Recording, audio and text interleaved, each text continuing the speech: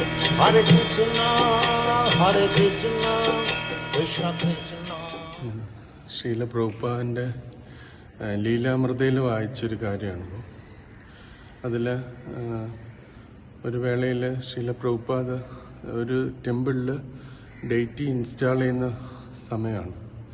അപ്പോൾ യമുന മാതാജി അവിടെ ഉണ്ടായിരുന്നു. അപ്പോൾ യമുന മാതാജി അവരെല്ലാം ഈ ഡെയ്റ്റിക്ക് ബാക്കിയുള്ള കാര്യങ്ങളൊക്കെ റെഡിയാക്കിക്കൊണ്ടിരിക്കുകയാണ്. ലണ്ടനിൽ വെച്ച് നടക്കുന്ന കാര്യമാണ്. അപ്പം ഈ പ്രഭുപാദ് നിൽക്കുന്നുണ്ട്. ഈ ആരതിയുടെ കാര്യങ്ങളൊക്കെ നോക്കാനും ഓരോ അറേഞ്ച്മെൻ്റൊക്കെ ചെയ്യാനൊക്കെ ആയിട്ട് പ്രഭുപാദും അകത്തുണ്ട് ഡെയ്റ്റി റൂമിൽ. അപ്പം അവർ ഒരു ഡെക്കറേഷന് വേണ്ടി വലിയ ഒരു തടിയുടെ കോളം, അത് 8 ഇഞ്ചോളം വരുന്ന വലിയ വീതിയുള്ള തടി, 4 തടികൾ അൾട്ടാറിൻ്റെ 2 സൈഡിലായിട്ട് വെച്ചിട്ട് 4 സൈഡിലായിട്ട് വെച്ചിട്ടുണ്ട്. അപ്പം ഇവിടെ വിഗ്രഹം ഇരിക്കുന്നു. പിന്നെ താഴെ ഫസ്റ്റ് ടേബിള്, സെക്കൻഡ് ടേബിള്, അങ്ങനെയെല്ലാം വിഗ്രഹം ഇരിക്കുന്നു. അപ്പം എൻ്റെ വിഗ്രഹം മുകളിലാണ് ഇങ്ങനെ നിൽക്കുന്നത്. അപ്പം ഓരോ ഡിവോട്ടീസ് ഓരോരോ സേവനങ്ങൾ ചെയ്തുകൊണ്ടിരിക്കുകയാണ്, ഓരോ സാധനങ്ങൾ എടുത്തുകൊണ്ടിരിക്കുകയാണ്. അപ്പോൾ പ്രഭുപാദ് താഴെ നിന്ന് ഇതൊന്നു പ്രഭുപാദിൻ്റെ അടുത്ത് ആരതി പ്ലേറ്റ് ഇതെല്ലാം ഉണ്ട് ആരതി ചെയ്യാനായിട്ട്. ബാക്ക് ഇതിൽ കർട്ടൻ ഇട്ടിരിക്കുകയാണ് അകത്ത് ഡെയ്റ്റി റൂമിൽ. പുറത്ത് ഈ ടെലിവിഷൻ ക്രൂ ഒക്കെ ഉണ്ട്. അത് ഈ ഡേറ്റ് ഇത് ഓപ്പൺ ചെയ്യുമ്പം എന്തൊക്കെയാണെന്ന് അറിയാൻ വേണ്ടി ടെലിവിഷൻ ക്രൂ ഉണ്ട്.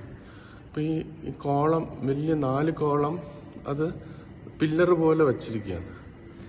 അപ്പം ഡിവോട്ടീസ് ഓരോ ചെയ്തപ്പോൾ ആരുടെയോ കൈ തട്ടിയിട്ട് ഒരു കോളം മറിഞ്ഞു. അപ്പം യമുനമാജി പറയുന്ന പ്രഭുപാദ് ഇത് സ്പ്ലിറ്റ് സെക്കൻഡ് കൊണ്ട് മനസ്സിലാക്കി.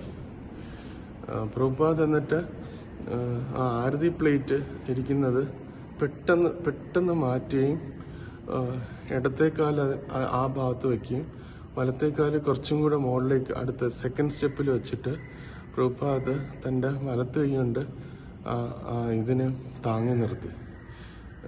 വലിയ കോളം, ഭാരമുള്ള കോളമാണ് തടിയുടെ, അതിനെ താങ്ങി നിർത്തി. മറ്റേ ലെഫ്റ്റ് ഹാൻഡ് കൊണ്ട് പ്രഭുപാദ് രാധാറാണിയെ ഇങ്ങനെ പിടിച്ച് പ്രൊട്ടക്റ്റ് ചെയ്ത് അതിൻ്റെ മുകളിലേക്ക് വീഴാതിരിക്കാൻ വേണ്ടി. അപ്പോൾ യമുന മാജി ഇത് കണ്ടുകൊണ്ടിരിക്കുകയാണ്. മറ്റൊരാൾക്ക് എന്ത് ചെയ്യണമെന്ന് അറിയുന്നതിന് മുമ്പ് തന്നെ പ്രഭുപാദ് ഇങ്ങനെ ചെയ്തു. അപ്പോൾ യമുന മാജി പറയുന്ന അന്നാണ് ആദ്യമായിട്ട് പ്രഭുപാദിൻ്റെ ശരീരത്തിൽ നിന്ന് ഇങ്ങനെ വേർപ്പുകൾ വരുന്നത് ഞാൻ കണ്ടുകൊണ്ടിരിക്കുന്നതെന്ന് പറഞ്ഞു. എൻ്റെ പ്രഭുപാദ് ഉടനെ പറഞ്ഞു ഈ കോളംസ് എല്ലാം മാറ്റാൻ പറഞ്ഞു.